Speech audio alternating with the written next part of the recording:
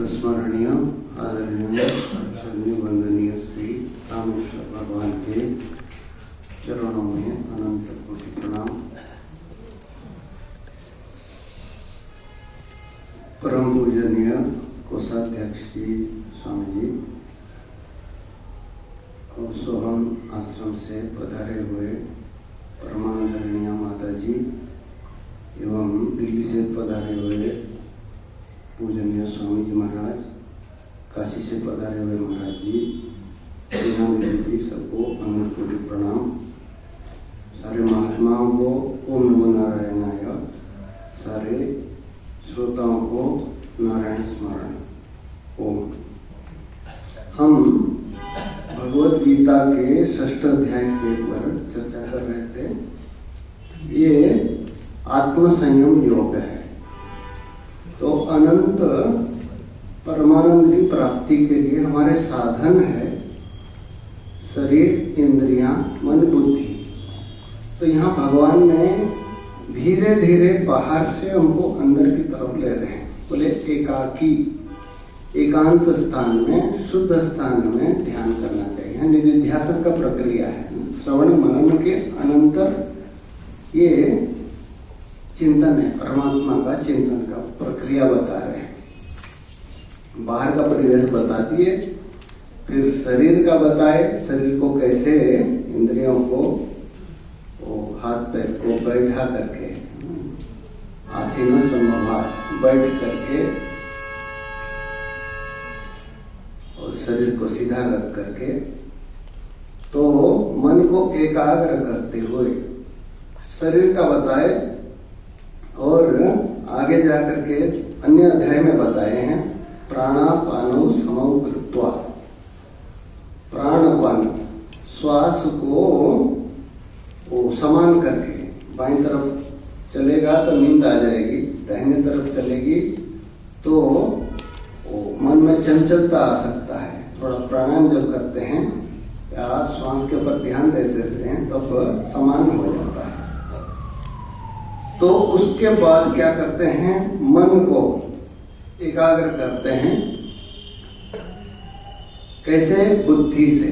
मन का स्वभाव है संसार में जाने का। अभी माता जी बता रहे थे कि संसार में जाना मन का स्वभाव चंचल है, वह संसार में जाता है। जब संसार में दोष दर्शन होता है तो फिर संसार में कोई भी वस्तु में, आगे जाके बताएंगे विवेक चूड़ामणि में, विषय और विष में बहुत अंतर है। जहर खाएगा व्यक्ति एक बार मरता है, लेकिन विषय में जाने वाला व्यक्ति बार बार मरता है। संसार में बार बार जन्म लेना पड़ता है।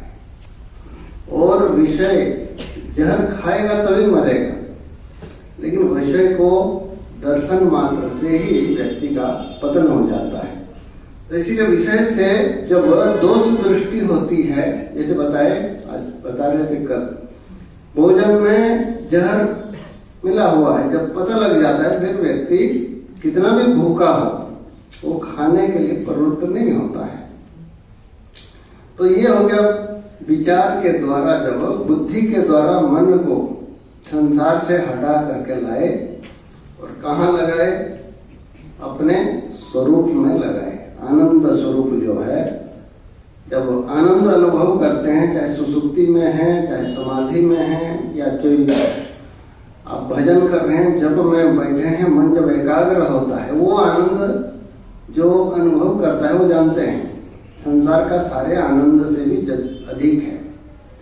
अज्ञान अवस्था में भी, सुसुप्ति में हमारा इतना आनंद होता है, तो जब ज्ञान अवस्था में जब होता है तो उस स्थिति जो है वो आनंद जब एक बार चख लेता है फिर बाहर वस्तु में जाएगा ही नहीं।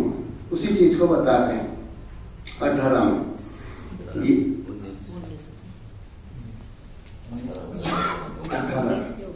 यदा विनियतं चित्त, यदा विनियतं चित्त, मात्मन्येवावतिष्ठते, मात्मन्येवावतिष्ठते, निःस्पृहः सर्वकामेभ्यो, निःस्पृहः सर्वकामेभ्यो, युक्त इत्युच्यते तदा, युक्त इत्युच्यते तदा,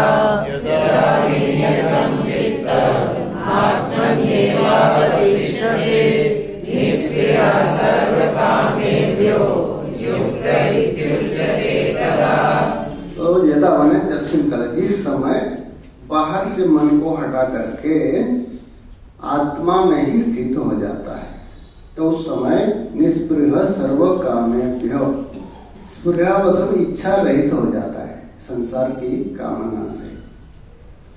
क्योंकि जो व्यक्ति संसार का व्यक्ति, बाहर का तो भोग सबको अनुभव है, आत्मा का अनुभव एक बार हो जाए तो फिर जैसे प्रिय वित्तात प्रिय, आज सवेरे प्रसंग आया था, वित्त से पुत्र प्रिय है, पुत्र से शरीर प्रिय है, शरीर से इंद्रिया प्रिय है, इंद्रिया से मन प्रिय है, प्राण प्रिय है।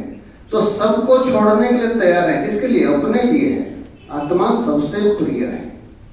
तो आनंद स्वरूप में जो निष्पृह सब बाहर से हट जाता है, ठीक है। मधुमक्खी देखेंगे आप, ये फूल से उधर फूल से जाता है, जिस समय मधु मिल जाता है तो उसका घूमना फिरना भी बंद हो जाता है और उसका आवाज भी बंद हो जाती है, वो आनंद लेता है। तो निष्पृह सर्व कामेभ्य, उस समय उसको युक्त कहा गया है। योगी को यहाँ तो ध्यान करने वाले को युक्त कहा गया है। भगवान भाष्यकार लिखते हैं युक्त माने समाहित, समाहित अवस्था को प्राप्त कर लेता है।